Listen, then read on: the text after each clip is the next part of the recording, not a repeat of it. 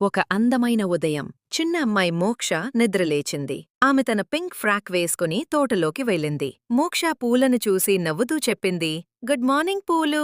పూలు గాలిలో ఊగుతూ మోక్షకు హాయ్ అన్నట్టుగా కనిపించాయి. అప్పుడే ఒక అందమైన సీతాకోకచిలుక ఎగిరివచ్చింది. మోక్ష ఆశ్చర్యంగా చూసింది. సీతాకోకచిలుక మోక్ష చుట్టూ ఎగురుతూ చెప్పింది, హలో మోక్ష, నా తోడురా, ఒక మ్యాజిక్ గార్డెన్ చూపిస్తాను. మోక్ష ఆనందంగా అంగీకరించింది. సీతాకోకచిలుక మోక్షాను ఒక మ్యాజిక్ గార్డెన్కి తీసుకెళ్ళింది.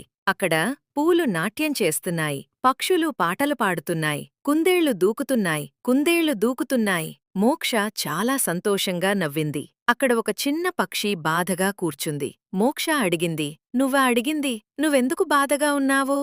పక్షి చెప్పింది, నేను నా ఇంటి దారి మర్చిపోయాను. మోక్ష మెల్లగా పక్షిని దాని గూడు దగ్గరకు తీసుకెళ్ళింది. పక్షి ఆనందంగా చెప్పింది, ధన్యవాదాలు మోక్షా. సీతాకోకచిలుక మోక్షకు చెప్పింది, మోక్ష, నువ్వు చాలా మంచి అమ్మాయి. నువ్వు ఇతరులకు సహాయం చేశావు. అది మోక్షకు ఒక మెరిసే చిన్న తార ఇచ్చింది. నువ్వు ఎవరికైనా సహాయం చేస్తే ఈ తార ఇంకా ఎక్కువగా మెరుస్తుంది. మోక్ష ఆనందంగా ఇంటికి వెళ్ళింది. ఆమె తన తారను చూసి నవ్వింది. ఆమెకు ఒక మంచి విషయం అర్థమైంది. పాఠం: ఇతరులకు సహాయం చేస్తే ప్రపంచం మరింత అందంగా ఉంటుంది.